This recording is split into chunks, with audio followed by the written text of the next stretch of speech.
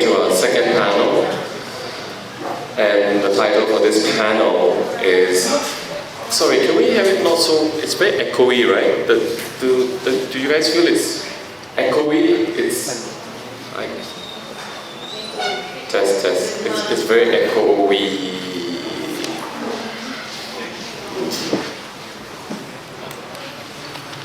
So basically now we're going into looking at... The first session today was a bit more focused. The focus was really on looking at the dramaturg, the person, and the idea of dramaturgy, or the concept of dramaturgy. So that was the panel before this. With us in ADN, we would like to also try out new ways of thinking about what it means to be a dramaturg, and what exactly does dramaturgy involve? How can we use dramaturgy? In this particular panel, we have invited 3 speakers to share ideas on looking at dramaturgy and the dramaturg further away from the ideas of a performance project. Jadi di sesi ini kita akan lihat bagaimana ahli dramaturg dengan konsep dramaturgi ini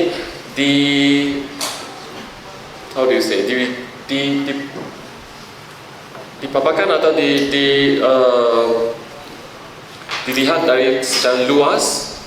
We will go further into areas of curating, which is something that we always talk about, programming, and more importantly, research. How does dramaturgy then inform or help us in doing curation work, programming work, and research? I would like to quickly actually say that if you think along the lines of the role of a dramaturg and dramaturgy as a series of ways of organizing, managing, even data, information, setting up frameworks. And that's where I think we are coming from at ADN, looking at these kinds of ideas, big ideas of framing, managing, organizing data, information. And I think that could be a good starting point. Very quickly, I will now introduce our 3 speakers. On my left, we have RUHANIE Pererera from Sri Lanka. I'm not going to go into very detailed biodata. I think we can access that on our own because we have very little time, and I just want to make sure that everyone has their say in it. On my far right is ABBE from Jogja. And then I have MANDEEP RAIKHY with us from India. What they're going to talk about are different areas of their specialty. And I won't say any more, I'll just let MANDEEP take over from here. Thank you. Thank you, Herman.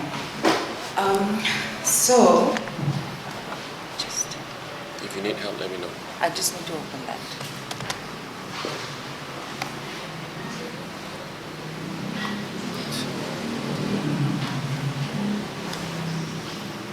Tell me when to click.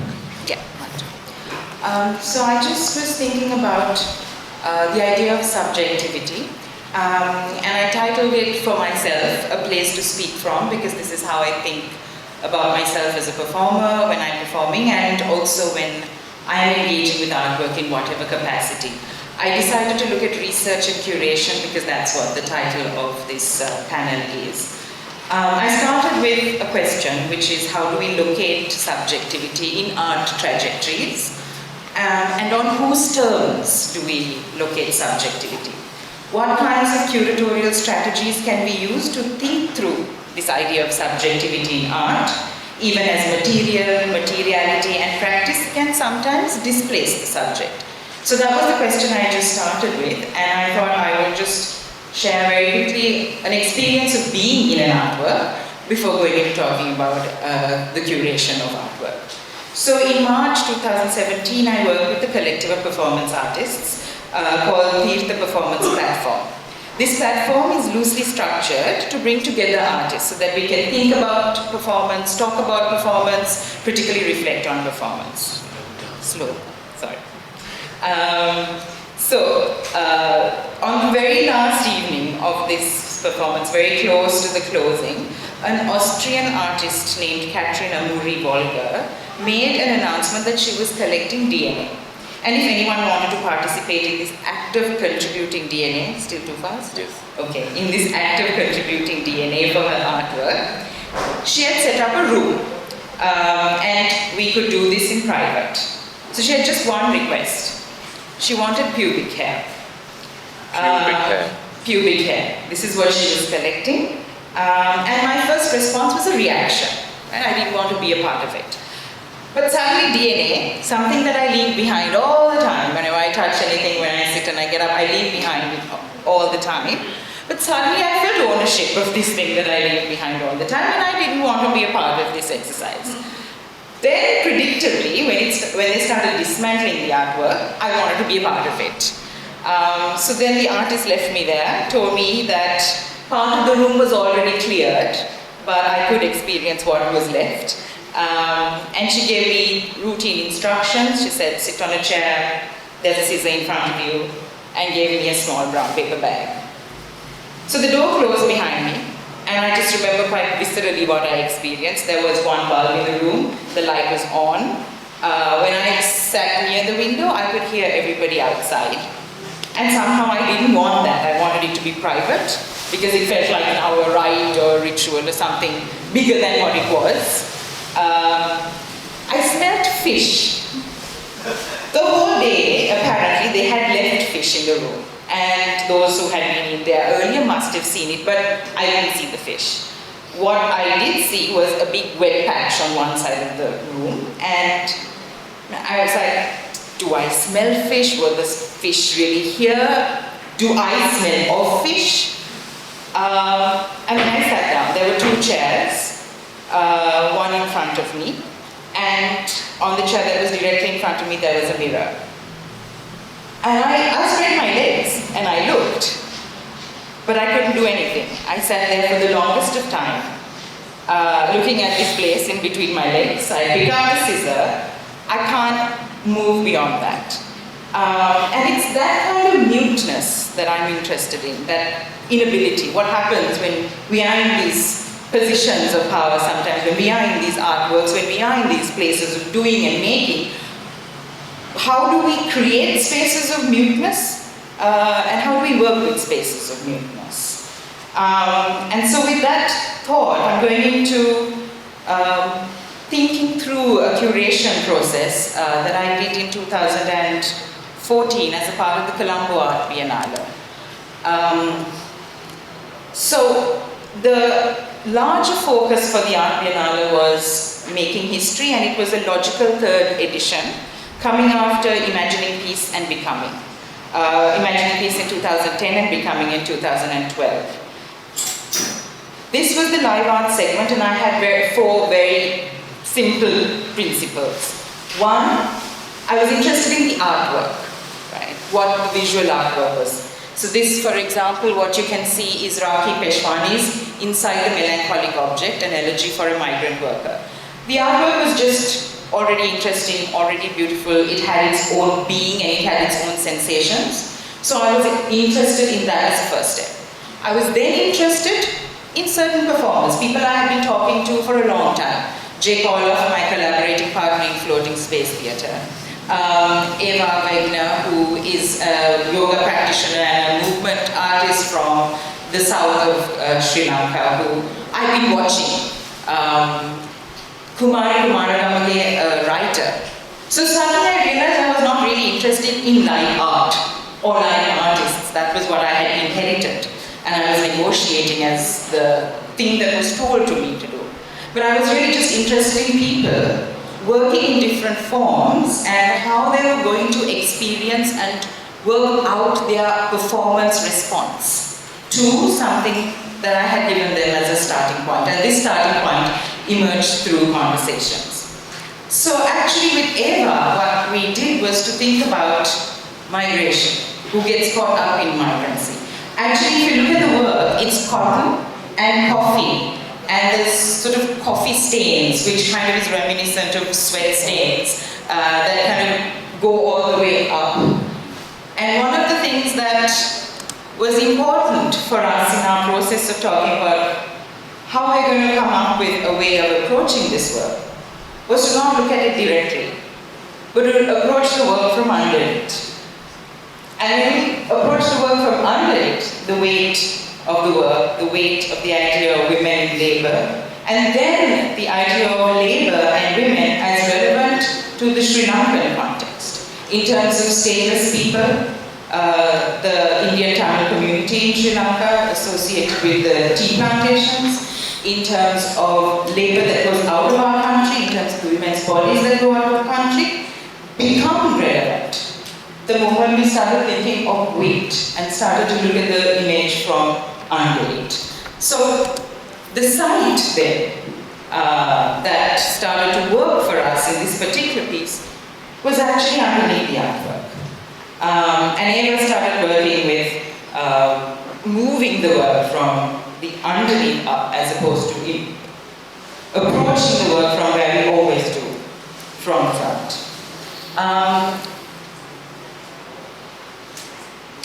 The second work that I'd like to talk about is T.V. Santosh, also an Indian visual artist. And the work is titled Effigies of Turbulent Yesterdays. This is just a closer look at what it looks like. It is a sculpture made out of steel and metal with laser lights with random time zones on it. This work we had in mind for Jay. So we sat down around the piece, looked at it for a long time, and what emerged as meaningful as a conversation was the idea of a monument. What is a monument? Especially in post-war Sri Lanka, how does a monument take on a particular kind of meaning? What is the headlessness about? Right? How is power located? How is power dislocated? What kind of amassing of power existed in our context at that point in time? And so then we started shifting to start looking at text as monuments, speech as monuments. And we went to the victory speeches by the then President, Mahinda Rajapaksa, immediately in the aftermath of the war. Speeches that kind of narrated the conquest of the country at the time. These Victory Day speeches would now be played on their specific register and played over headphones and given to audiences as they entered. And audiences had the choice to either listen or not listen, or actually decide which volume they wanted to listen to it at. Now we needed something to work in tension with it. And as opposed to what emerges from this particular statue, which is landlessness, and we first thought of disinherited people, and then we made the natural next step, which is to move from disinherited people to people who have been forcibly disappeared. The text that emerged was particular complaints that had been made to human rights commissions over time, which had not been published at the time, to be brought into performance. So the performance texts, which were read on the lines like, we were living in Baunia when she was missing. She was 15. The last time we saw her, it was the 13th of June, 2013. She left the school as usual on the 13th of June. She would have sat for the ordinary level examination in December last year. When she got a little late, we thought she would have stayed back for extra classes. But when she did not return at 5 in the evening, we went to the school and told one of the teachers that she had not come home from school. So the voice was mundane, recounting detail, the voice of a complaint that had been filed, the voice of a formal written document. So then the decision was how to make it performative. Where does this become another layer? And this is not a particularly good photograph, but you can basically get a sense of what it looked like. Was a simple spotlight that would hold in it not the performer, but objects. And objects here became the most obvious manipulation, the creative manipulation.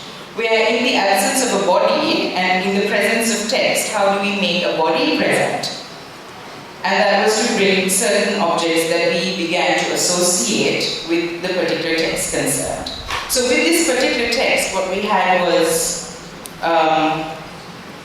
a black hairband with hair in it, artificial flowers that you put in a hair clip and then you put up into your hair, a doll, a plastic sort of object in which water was held, books, one of which was a music book, and an item of jewelry, which was an anklet at that time. So the decision there was, will the performer be in the spotlight or out? And that was a long conversation, which finally led to the fact that the performer would be outside the spotlight, and the objects would be in.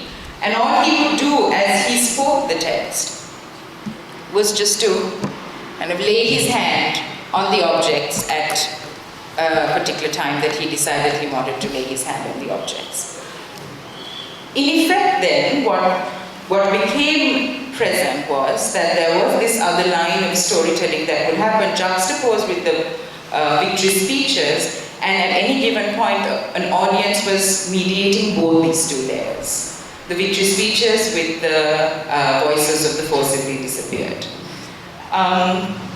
This is connected to another piece, which was responding to Radhika Hettiarachchi and Shanika Perera. They are two young curators, artists. Shanika is a graphic artist in Sri Lanka. The project is called Herstories, which also put together stories of women living and working through war.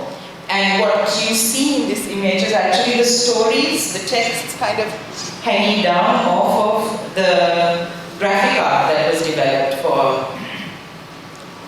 Does that mean my 3 minutes are up? You've got 3 minutes. I've got 3 minutes, okay. The graphic art that was developed in response to the stories. Kumari Gamme is a writer living and working in Colombo, has worked tremendously in the north and the east of the country. She evolved a piece that was really simple. She sat under these stories with a group of other women, and what they did was they sewed garlands of flowers. Flowers that would either adorn the face of a god in a house or a photograph of a lost or disappeared person in a home. These flowers would then accumulate over the day and they would be left under this artwork. There were a few things that Kumari was working with, but primarily the title, Geru Kata, which in Sinhala when translated can mean either women's stories or women's talk, going back to the idea that some stories can only be told in a particular register, in a particular kind of sense of community and collectivity. The other title that she was working with, or the other text that she was working with, the idea of beyond the scene, going beyond the scene. In Sinhala we say Atharudahan for the disappeared. And when we say Atharudahan for the disappeared, the first meaning is actually that somebody has gone out of sight, or somebody has gone far away. And it is only in speech that we have adopted Atharudahan Karanava, as in the verb, to become the noun, the disappeared. The last act that Kumari does after the garlands is that she places a red dot on the forehead of people who came, almost embodying the bodies that are not absent or only present in the text. And the final piece that I will just very quickly go to is The Ironing Man by Bangu Manamperi, which was originally a multi-channel video of him ironing clothes, taking clothes off of him and then ironing it, which then went into a series of photo performances where he would iron outside historic monuments with the idea of ironing out history. And finally to turn it into a performance artwork where he did come onto the street. Now what is interesting for me to kind of critically go back to this curation is to think about why is subjectivity a relevant consideration in a post-war work, in funding conversations, in conversations around identity, intersectionality, and invisibility. At the end of it, it must be noted that the heterosexual Sinhalese man was the only person of all these performance artists who was on the street, which is important to remember that a particular kind of masculinity is still accepted, even when the form is disorienting. And so, when I sort of think through this curation and I ask myself why these work, I sort of want to borrow from Laura Stoller, who talks about how qualified and celebrated memories black out censored ones. And it's that tension that I think I'm interested in knowing and understanding and practicing within. And this layer of the implied or the explicit censored in the work has become interesting for me to unravel. The other idea is the idea of occlusion, or the word occlusion. I think the last time I was presenting I talked about silence and silencing, so it's kind of an evolving theme in my work. But this time occlusion is an interesting meditation to think about what that word means. And here it's not the accidental, it's not the just neglected, it's not the overlooked, it's not simply the forgotten. And when Stoller writes about occlusion, she says, there's a particular sense of occlusion that comes very close to what I had in mind, which is a line drawn in the construction of a figure that is missing, or more accurately disappeared from the finished product. And so when I was thinking about this idea of subjectivities, I think it's important that when we stand as curators and work with art, it's important to think of our own subjectivities, while acknowledging that in this particular edition of the Colombo Art Biennale, which was in 2014, artists from the north and the east were still not present. And that absence is not something that is obviously apparent, but something that we are working with. As we inherit these kind of larger visions and frameworks, funding needs and anxieties and demands and dictates, and we position ourselves there, and so then the artwork that we make is born out of that tension and sometimes born out of that insecurity as well. I think I'll leave it there. Thank you. Thank you. Move, shift.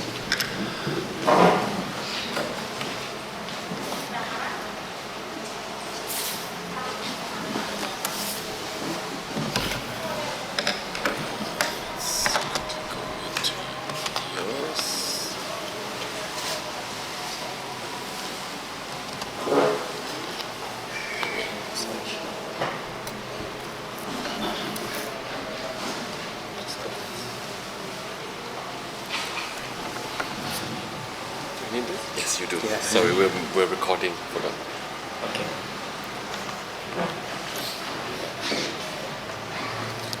So, oh, that's loud, no? Oh, that's okay. So, my name is Mandeep. I come from New Delhi. I'm a dance practitioner and also find myself calling myself a dance administrator over the years. So, I'm going to talk a little bit about the organization that a bunch of artists have been running in New Delhi.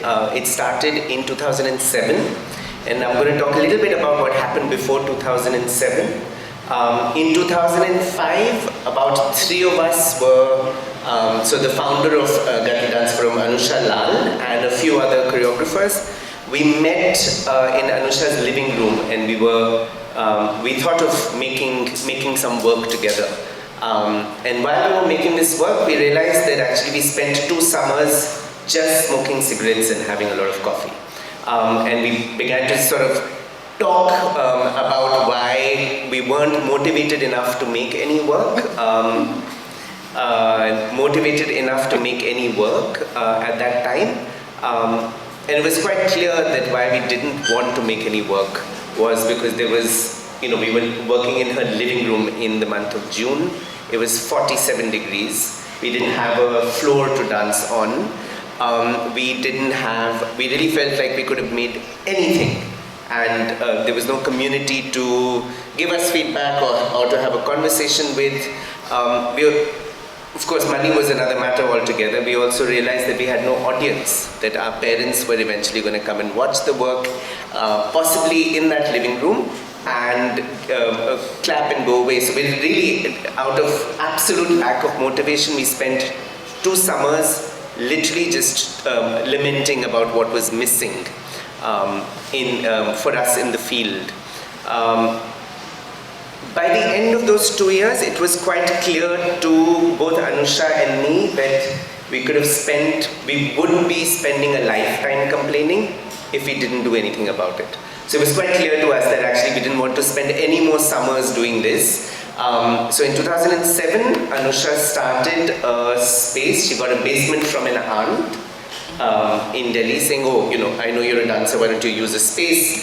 And we began to, she began to look at how a space could begin to run, where we can actually begin to answer some of these questions that we were asking ourselves in 2005. So we thought of this space as a space that was for artists, run by artists, so that we could really spend time beginning to hear out the needs of the artists in the city. So we began by doing 1 event a month for 3 years. So we did either a workshop or a conversation or a film screening or just a chat every month, and began to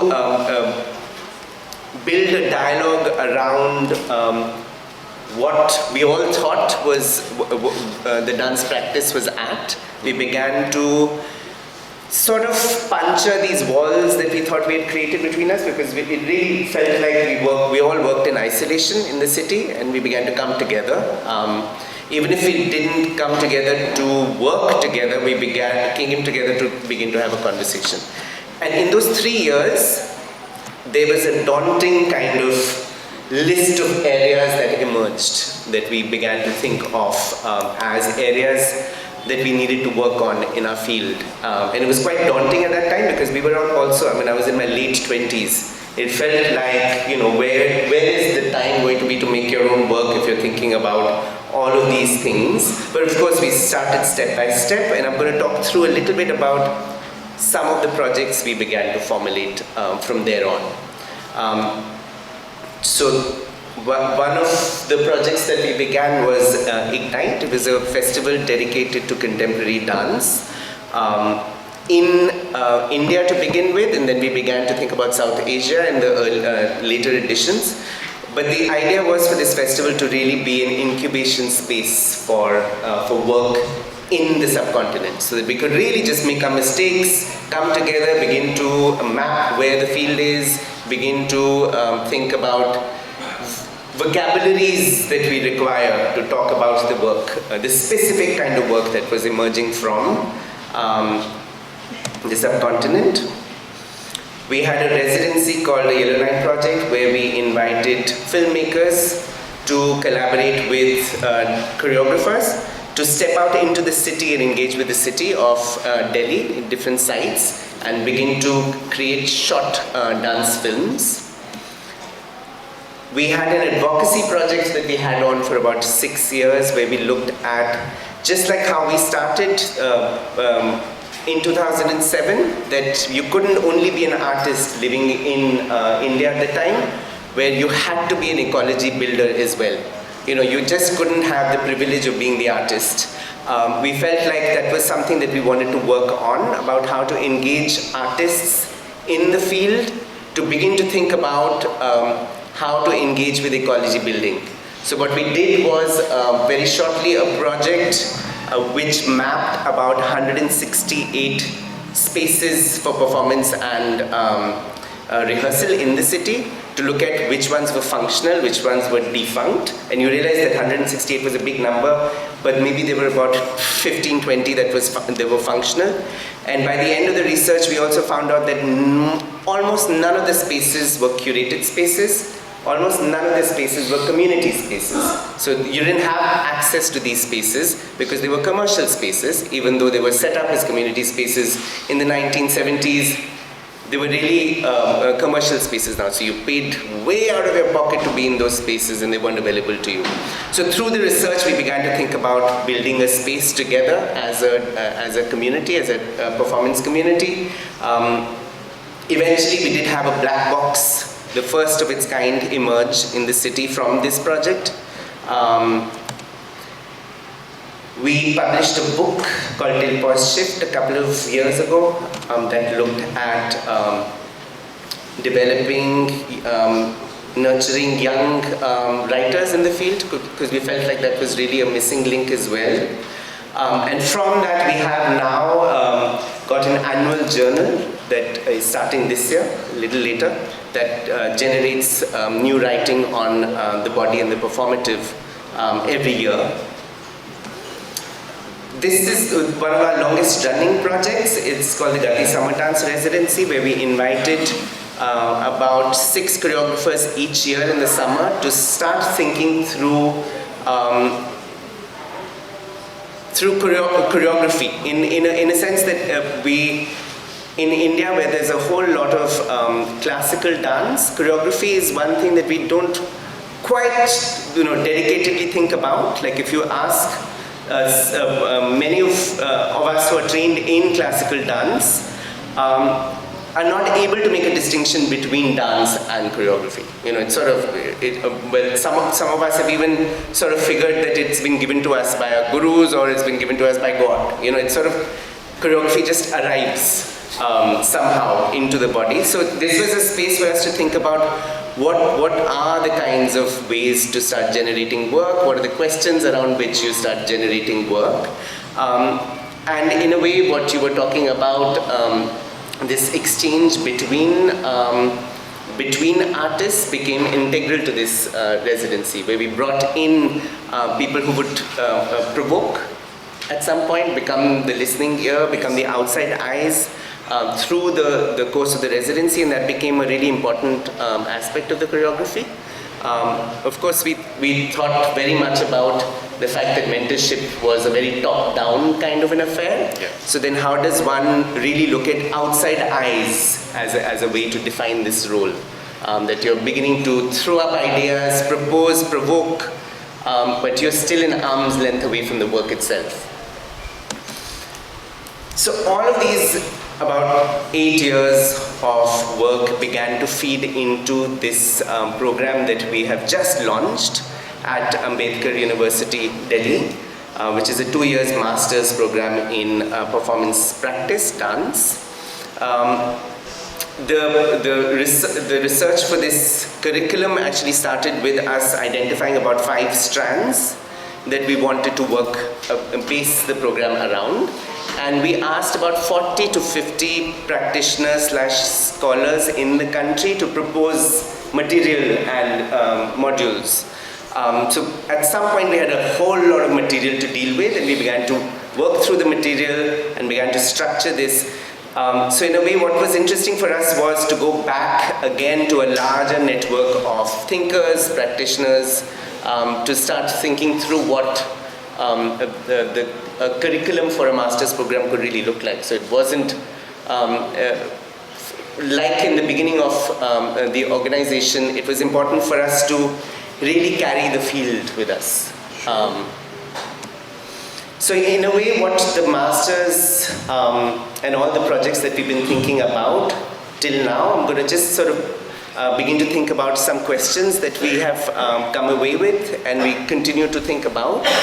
And some of these are about how moving, making, thinking, viewing become various dimensions of one practice. So that you're able to, you can only be a choreographer if you if you're able to think critically, if you're able to think performatively, that all of these dimensions of the field are interlinked in very, very interesting ways that begins to enrich the practice. Some of the things that we have toyed with and continued to have a tussle with are ideas around the contemporary, especially because there are these tensions and forces that continue, and I really hope that we can stop talking about this tension between the contemporary and the traditional at some point. But just in the last 10 years, just dealing with this, with the kind of strong wind that contemporary dance comes with from the West, because it has a certain kind of association with the form that it comes with, you know, with the flying low and the flying high, all of that comes through YouTube and through workshops. It was important for us to really think through what it means, what contemporary dance really means in our context. Also because we're dealing with a kind of internal force that, that looks at contemporary always as an opposition to the traditional. Yeah, so that's the kind of tension that we've been dealing with. So the question of whether contemporary is indeed a form or a lens, and what kind of a lens is it, if it is a lens, and if it is a critical lens, then what does criticality really throw up? What are the kinds of questions it throws up?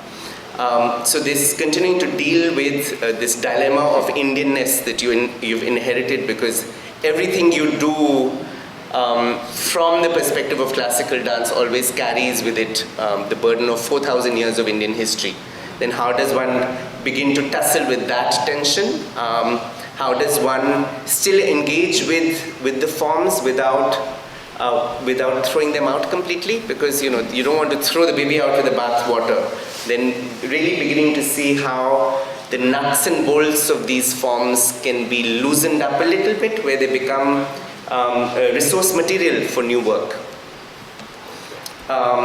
Dealing with questions of the what and the how and the why when we're making work, perhaps is a very simple way to start really asking those critical questions around one's work.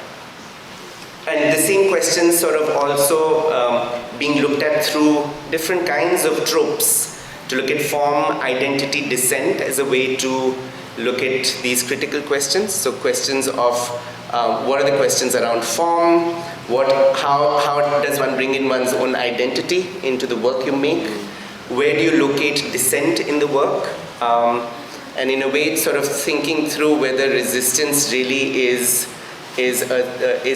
central to every contemporary practice. Then where does resistance lie in your work? And this is something that I've been thinking through a lot in my own practice, is how does dance become political? Because in India we're really struggling with this thing of dance being one of the most apolitical of forms, because it's co-opted by the national identity project. Then how does one begin to make dance political? And what is that relationship between the political and the aesthetic is something that I've been thinking a lot about through my own work. Maybe I end there instead of going further, but also to think about how dance in particular can come away from being insular. How does one place dance in the realm of the social sciences again?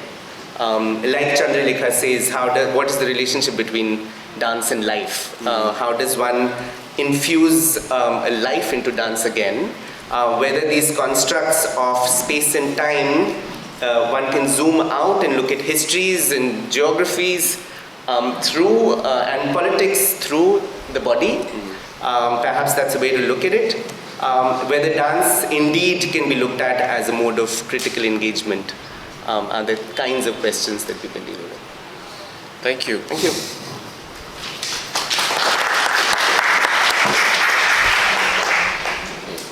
While Abbe sets up, I want to quickly already, just as a reflective thought for many of us here, Ruhanie's presentation and Mandeep's one I do get a sense in all the work that we do in terms of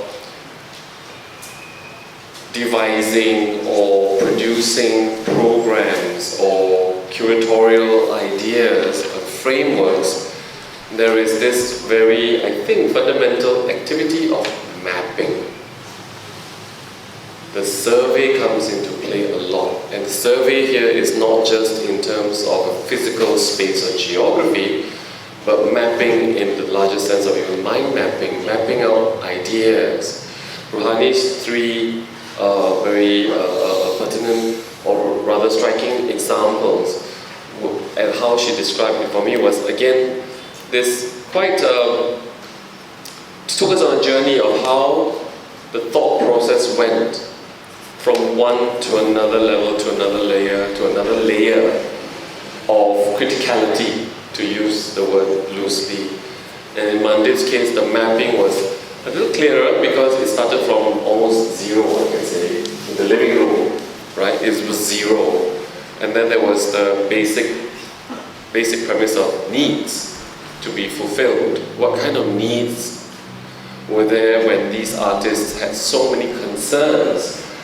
And then there was the larger need of the city, the community. And then from there, it seems there was almost a very strategic way of mapping out, we need pedagogy, we need to teach, but we also need to learn. We also need these, and this, and this, and this. And again, to me, it's careful mapping. And in both cases, it goes back to then the central idea of aesthetics and politics as very, very strong organizing tools, actually. Because as Mandeep was speaking just now, I had a question, what's the difference between what Mandeep is doing and the producer's role? Sometimes when you talk about, because that question came when I suddenly realized, oh, they're doing needs assessment, something that producers do a lot. But then it went into this area of looking at what the artist needs, and not just the larger terrain of performance per se. Yeah.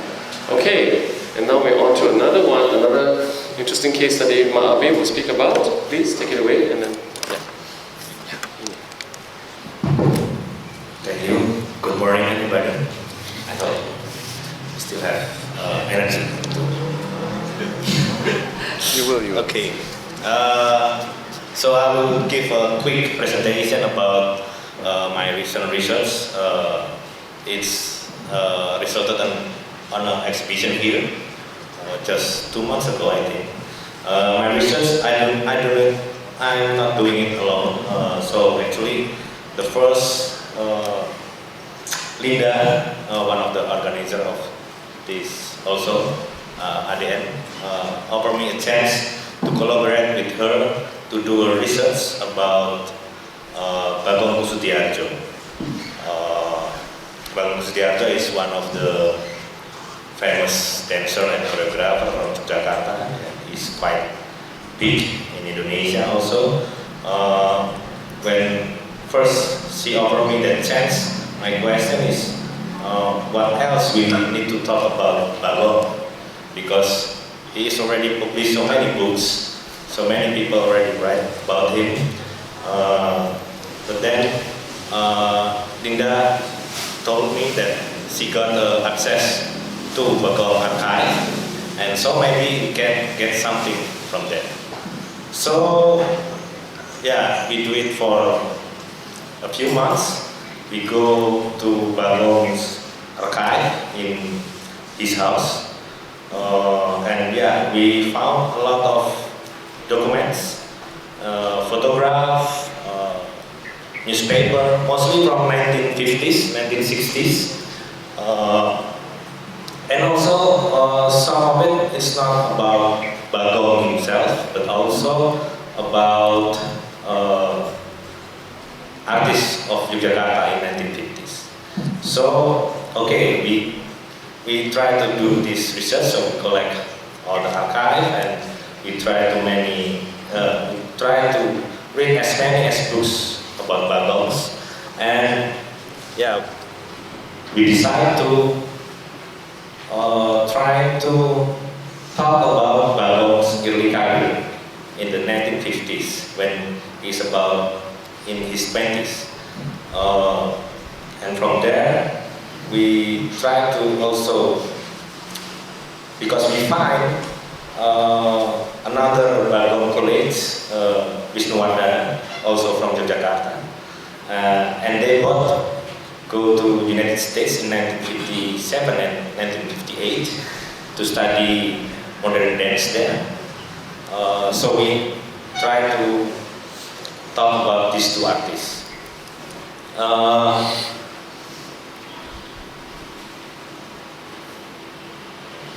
Yeah, and then we try to find when Bagon first become a choreographer, because he is already famous before. He's trained as a classical Japanese dance. He's part of the royal family. But then in 1950s, he tried to get out from his tradition. So he tried to make the new works.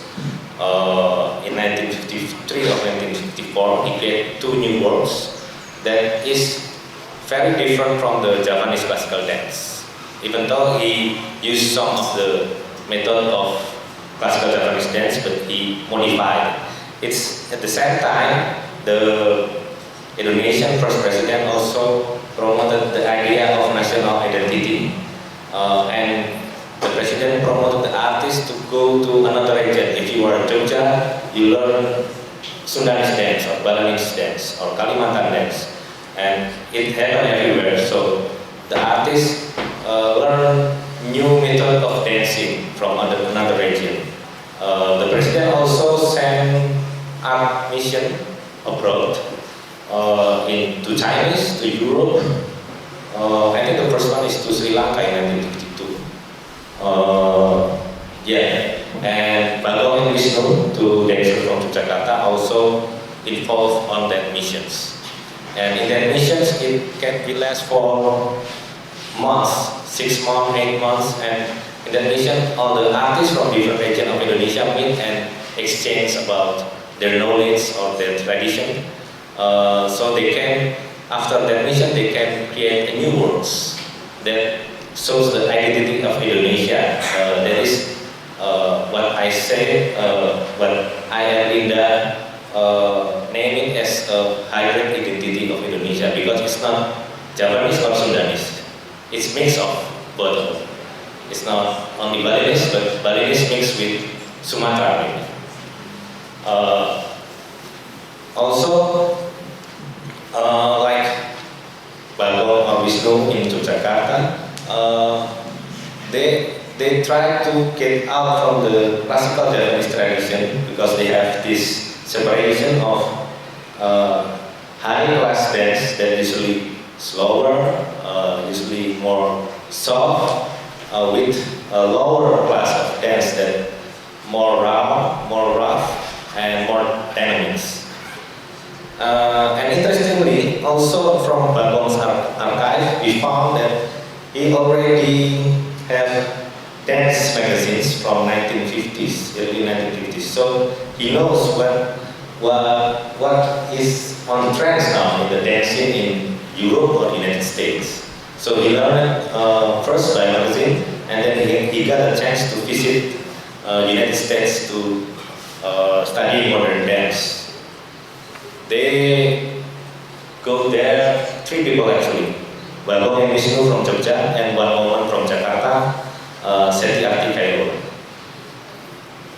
So from that, all of the data we collect, we think how to display this information, how to put this into an exhibition.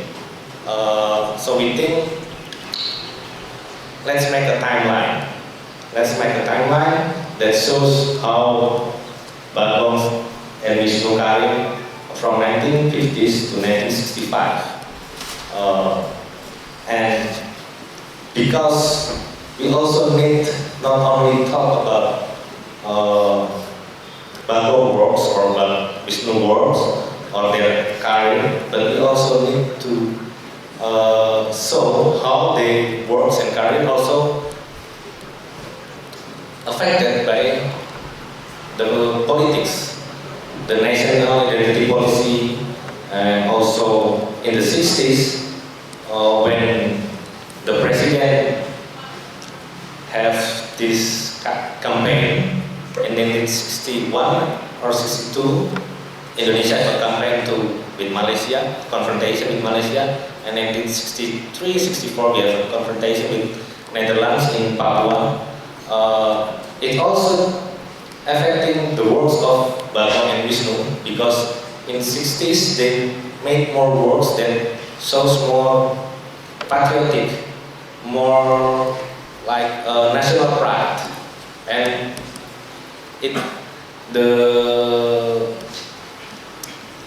they call this sendratari, dance drama, but modern dance drama, different with the traditional dance drama. And so we put the timeline here in this wall, and between the archive of Bagon and Wisnu, we also put archive of social and political context of Indonesia. So we hope that it will relate. So it's not only Bagon and Wisnu narratives that already established, but also we try to interrupt what already written before about Bagon and Wisnu Kali. Okay, let me show you the archive. We collect some of the photos of it. This is some, and this is the preparation for the timeline.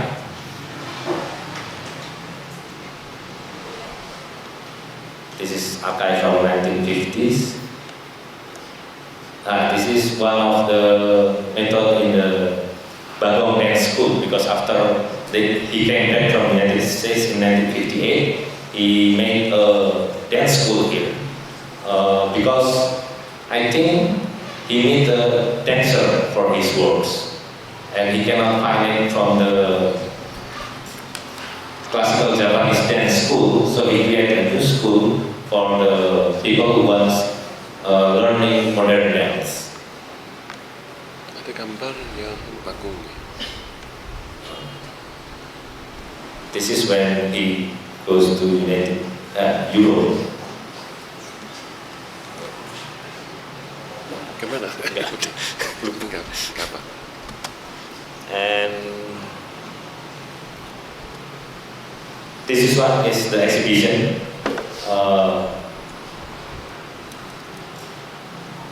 This is the timeline, and you can see there in the corner is a mural from one of the archive, Floating Fair 61.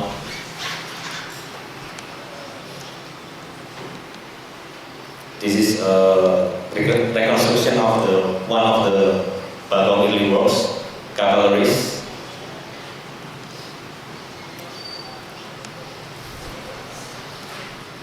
This is information about Martha Graham visiting Jakarta in 1955. Yeah, the white one is when Bagon and Wisnu in the United States, and the green one is, it's the same.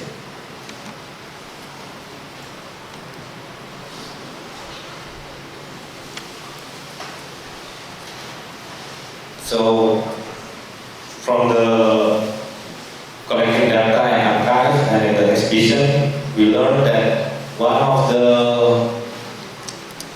legacy of Bagon and Wisnu to the Indonesian modern dance is he introduced expression, pantomime, that they learned from the United States, that it's already used there, and they bring it here, and they mix it with traditional Japanese dance. One of their legacy. So 3 minit lagi. okay, we try to put Bagon and Wisnu not only in the Yogyakarta context or Indonesia context, but also in the global world, that they rise when the time in the Cold War. So they mix West and East. They learn modern dance, but they also mix it with their traditional dance. And also they use it like when they go to the United States, they also performing their traditional dance. So like when they in the Western, they see the exotism, but when they came back, they saw as a modern, how to say, the modern idea of dance. I think. Is it? Cukup? Okay, thank you.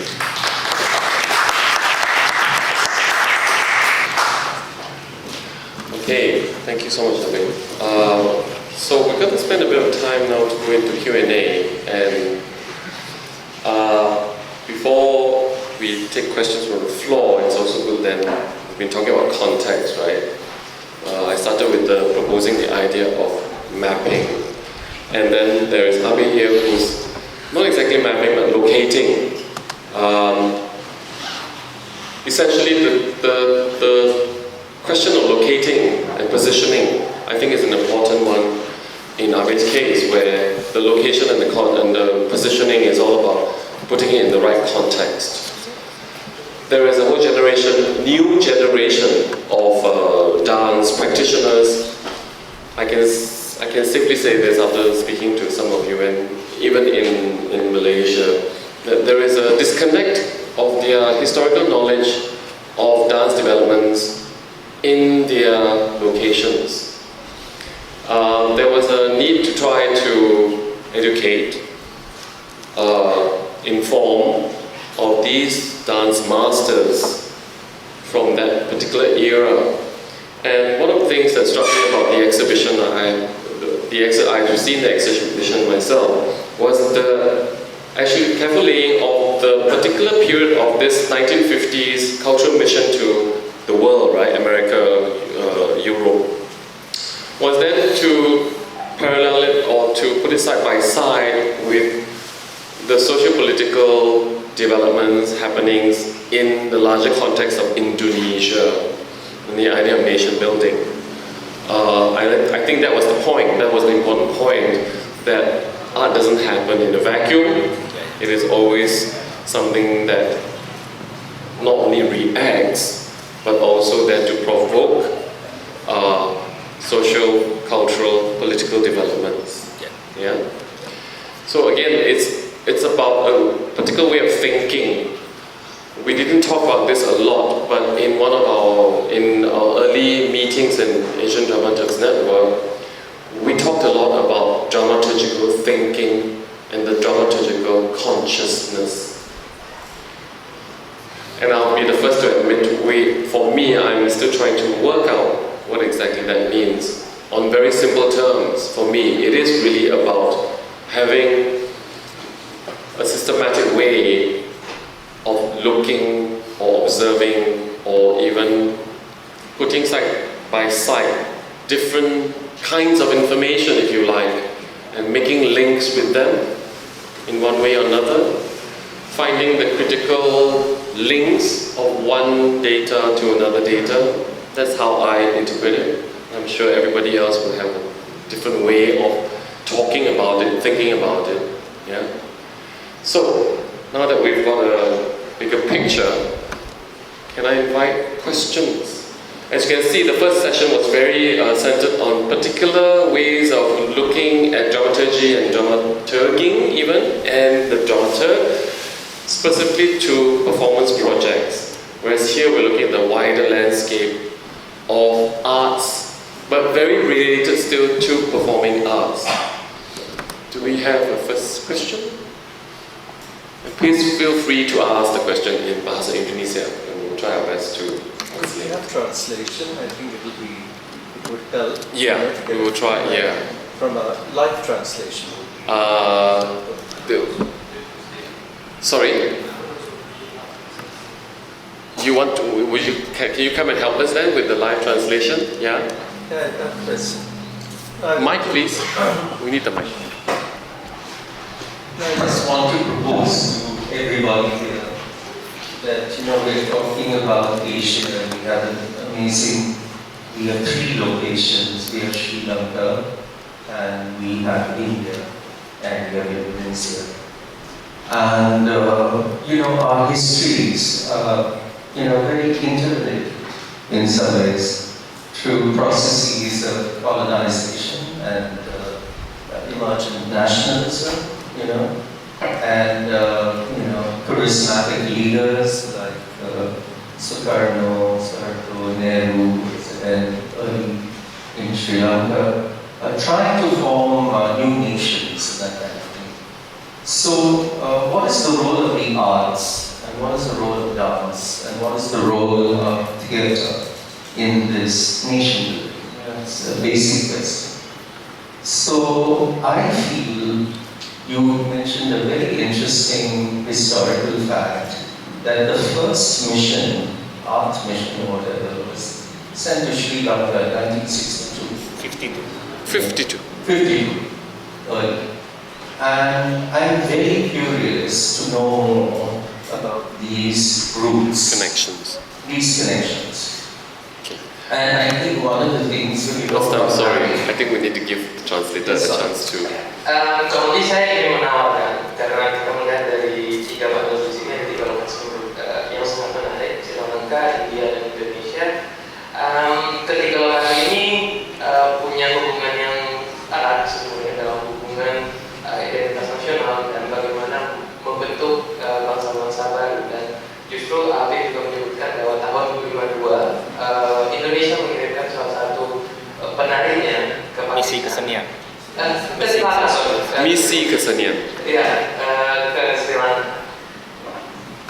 Yeah, so, I'm wondering, everybody's talking about the archive, and it's important at the level of information, knowing what about performance? So performing the archive seems to me like one strategy that we need to explore, where that material is actually either reconstructed or re-embodied, and what would happen if this could take place across different bodies in different locations? Lalu pertanyaannya, sebenarnya masih sedikit dari tadi. Lalu apa peran seni, apa peran tari, dan apa peran teater di dalam membangun bangsa-bangsa yang baru? Nah, dari sana kita semua orang bicara tentang arsip dan bagaimana mungkin sebagai tawaran, bagaimana mempertunjukkan arsip dalam konteks menggunakan arsip untuk melihat hubungan-hubungan kritis di dalamnya. I just wanted to throw that out. Thank you. Kurang lebih pertanyaan ini dialamatkan ke kita semua. Do the speakers have a response or comment on that?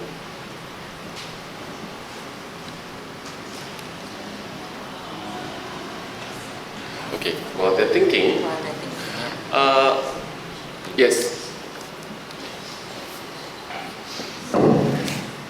Yeah, related to what you said about performing archive, we recently have workshops for Indonesian Jazz festivals, and then we brought all the participants went to IVA, Indonesian Visual Art Archive. The director is also here now. This is Nata, and we are really struggling when one and two of them, the performers, choreographers, asking questions related to how to perceive the body as an archive. Because then it is either if you went to the library, then we can find like the artifact, the books, and the text, and so on. But then it's about how it works and how we then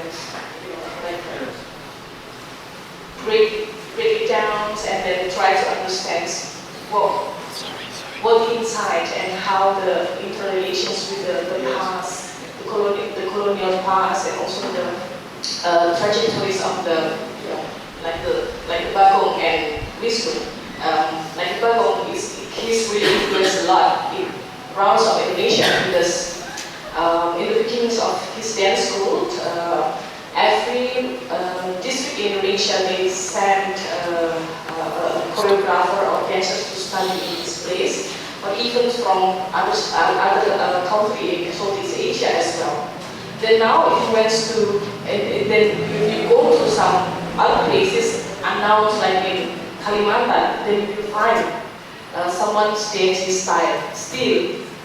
So it's like, embody its archive, embody its influence, and then how we're going to deal with this quiet, complicated in our context. So, say something? Yeah. Go ahead. Aku menerjemahkan. Iya, silakan. Jadi aku sangat tertarik sekali dengan apa yang ditawarkan oleh Pak Gusto mengenai performing di archive gitu kan. Karena beberapa minggu yang lalu kami ada workshop dengan Indonesian Dance Festival dan panitia membawa semua peserta koreografer muda berkunjung ke IFA. Dan Lisis juga ada di sana. Lisis sekarang ada di sini bersama dengan kita. Kemudian karena ada dua koreografer yang bekerja untuk mengulik perihal arsip tubuh, dan kemudian kami mendapatkan pertanyaan mengenai bagaimana bekerja dengan arsip tubuh dan membangun metodologi atasnya, kemudian kami melakukan untuk menjawab itu gitu kan. Nah ini juga mungkin apakah ini hal yang penting untuk kita elaborasi bersama gitu, karena mengingat misalnya yang dipresentasikan oleh ABBE Bagon Kussudiardja gitu, kita tidak sadar dan mungkin banyak orang juga tidak mengenal siapa dia, tapi dia sangat influential gitu, sangat mempunyai pengaruh yang besar karena di awal dia membuka sekolah, semua provinsi di Indonesia mengirimkan koreografer atau kemudian penarinya untuk belajar, dan bahkan juga beberapa negara di Asia Tenggara. Bahkan kalau sekarang teman-teman pergi ke pelosok Kalimantan seperti yang saya lakukan di tahun lalu, sangat terkejut sekali masih menemukan karya baru ditarikan di sana, dan karya-karya baru yang disebut kreasi baru itu masih berulang saat Bagon Kussudiardja gitu. Nah kemudian kooptasi influence semacam itu gitu, berarti kan kemudian tadi juga terkait dengan bagaimana kalau itu kemudian ditransformasikan ke tubuh yang lain gitu kan. Semacam transformasi data, transformasi arsip ke tubuh yang lain. Nah ini bagaimana kita bekerja untuk membaca ulang dan mengungkap fenomena semacam itu. So, actually, in response to what you said, I was also thinking that classical dance is very much a performance archive. And in a way, so what it is that it is a repository of cultural, historical, political information that somehow in its reperforming, it gets quite unchallenged in some way in many of our contexts. So maybe another way to look at it is to dismantle the archive a little bit, to shake it up, to provoke it a little bit. Maybe another way of looking at engaging with an archive rather than engaging with it with this sort of reverence that begins to form around it. Yeah. Yes. Translation. Ya, mungkin bisa dijelaskan lebih lanjut bahwa di tari itu sendiri juga punya struktur yang tidak ditantang. Nah, mungkin ini kurang lebih pertanyaan yang dilempar balik ke Pak Astor. It's complicated to talk about challenging rather than yes. Shall we take another question then? Sorry? I have a thought, but shall we take another question because? Yeah, when we take another question, we'll come back to you. Yeah. But Casey? Hi, not really a question, but also a response to what Mr. Matt brought up about performing the archive. Hi, I'm Casey from Sector 42. What we do, we focus, we pay a lot of attention to documentation and archive. And we are very aware of not wanting documentation and archive to be static. So we find ways, my partners in crime, Robin, who is not here, who is also a co-director of ADN, we try to find ways to make it alive.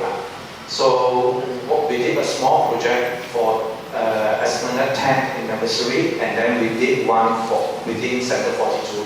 We call it 1965, where we gather 4 performers who are all born before 1965, and we did the usual method of research. So we researched articles, newspaper articles, literature, and we collect text, written text, a play, and we get actors, multimedia, and then we use the current form to try to present. Sorry, Casey, could you just make sure it's succinct so that Mr. Sorry. Translator can cope with the volume? Yeah, sorry. So, I mean, my point is, I do agree that we should try to find ways to, as artists and performers, try to find ways to present the archive in a live way, so that there's a continuity to the next generation. Yeah, more like finding relevance for them to find relevance to respond. Sorry, ya. Bukan pertanyaan, tapi lebih kepada respon bagaimana mempertunjukkan arsip. Kami di Center Papua punya perhatian yang khusus terhadap dokumentasi dan arsip, tetapi tidak hanya sekedar dokumentasi atau arsip, tetapi juga bagaimana membuatnya tidak menjadi statis. Nah, salah satu partner saya membuat satu proyek, dan pertanyaan yang diajukan adalah bagaimana membuat arsip ini menjadi hidup. Nah, salah satu proyek mereka judulnya 1965, ada 4 penampil, dan penampil tersebut lahir di tahun 65 dan terputus.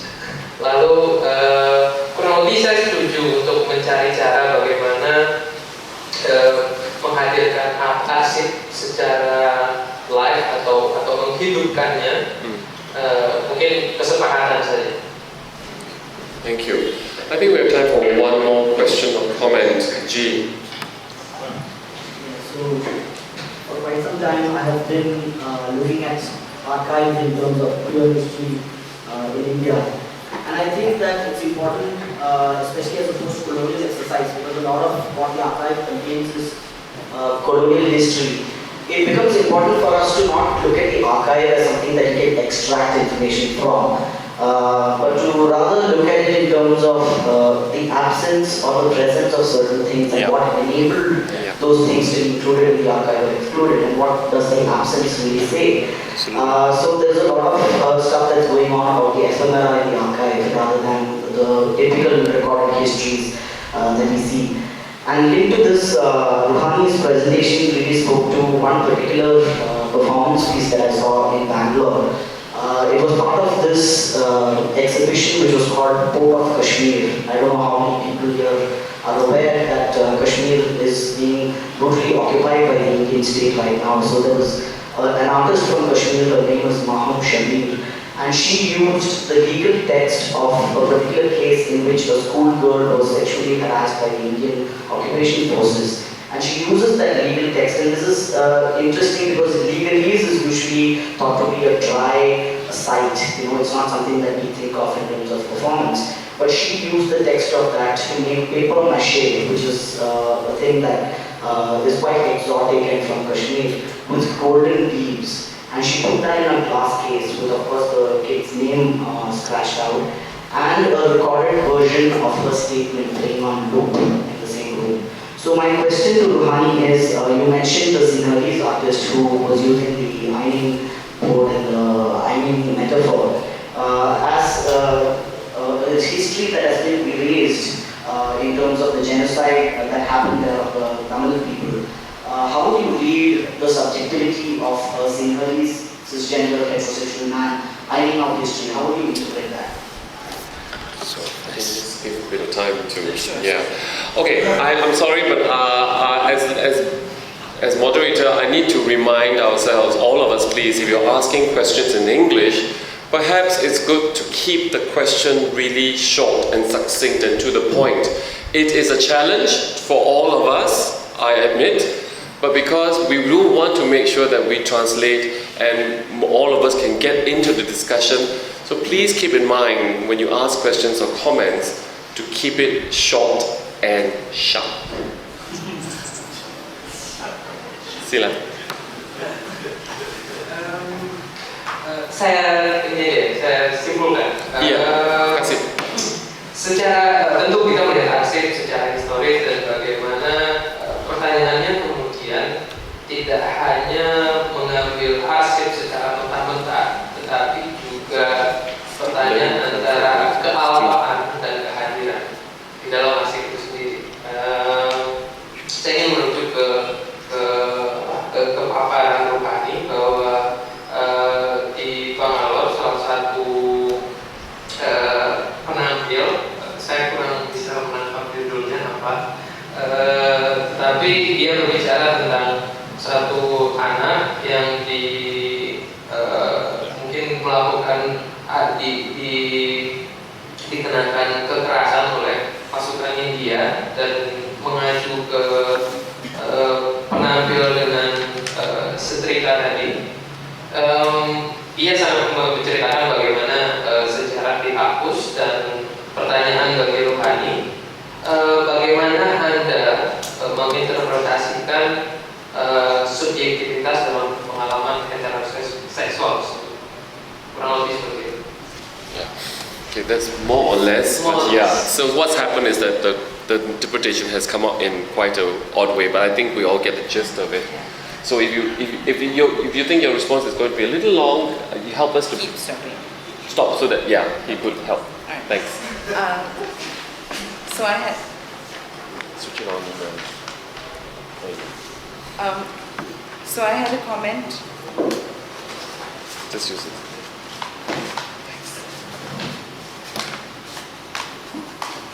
So I had a comment for Rustam's question, which I think will eventually align with your question also, which is to say that I think the body and the archive are powerful places to start from, especially when we're thinking about performance work. Naturally, as people using our bodies, those are the sites that we visit and revisit and question continuously. So my own questions are that sometimes the body is not the subject and sometimes the body is not the agent. And when the idea of the body and the subject and the agent align, there is a particular criticality to that position. But when they don't align, and I think that kind of answers the question that G is asking, when they don't align, they actually are interesting spaces that remind us of power structures that are still present when one body can be on the street. And that doesn't mean to take away Me too. when one body can be on the street. Bisa? Komentar saya, pengalaman antara tubuh dan arsip adalah satu cara ampuh untuk melihat arsip itu sendiri, dengan menghubungkannya bagaimana performance sebagai ruang yang dikunjungi dan terus-menerus dikunjungi, tetapi di sisi lain tubuh tidak selalu subjek, dan sebaliknya subjek juga tidak selalu adalah tubuh. Yang jadi jawaban untuk pertanyaan tadi yang Mas Din, saya pikir hubungan kritis di antara dua hal tersebutlah yang menjadi jawaban pertanyaan. Dan tubuh sebagai ruang juga punya relasi kuasanya sendiri, kurang lebih seperti itu.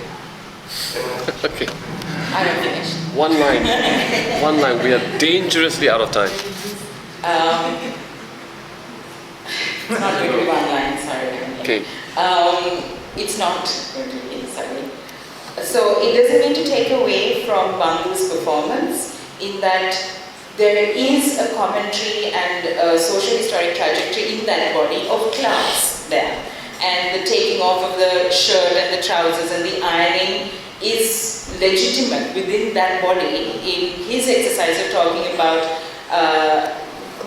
class. But we have the intersection of race and class, or ethnicity or ethnic identity and class there, which is when that split opens up and we are reading the slippage and we are reminded of the presence as much as the absence that's occluded, and that's why I was interested in the word. By that presence being there on the street when other artists cannot even participate yet in this structure. And the reason why I'm reading Stoller and occlusion is because the Biennale in and of itself is also a colonial exercise. It's not the same kind of colonization that the new nation came out of. But another new nation, the post-war Sri Lanka, we're trying to analyze it through artistic structures, and we are failing miserably while we're doing it, or we're learning how to do it better or differently. So we're evolving the Biennale structure in order to read the complexity of post-war Sri Lanka, and we can't, because sometimes the Biennale structures are, in and of themselves flawed. Curators are flown in and flown out. So those colonial kind of presences are also there, and they are also working in the occlusions that we are seeing in the performances on the street, interestingly. So yeah, that's my spiel.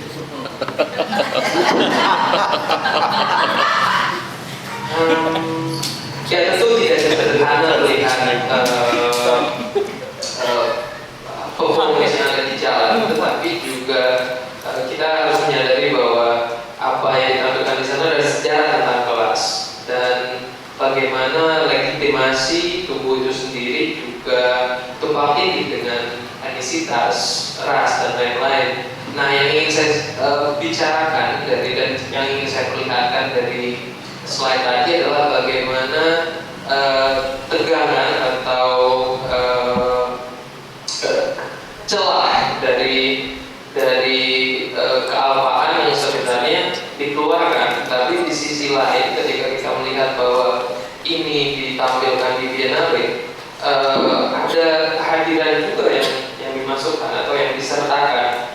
Nah, itu juga alasan kenapa saya mengacu pada Anne Laura Stoller bahwa Biennale juga adalah cara atau praktik kolonial yang masih hadir sampai saat ini.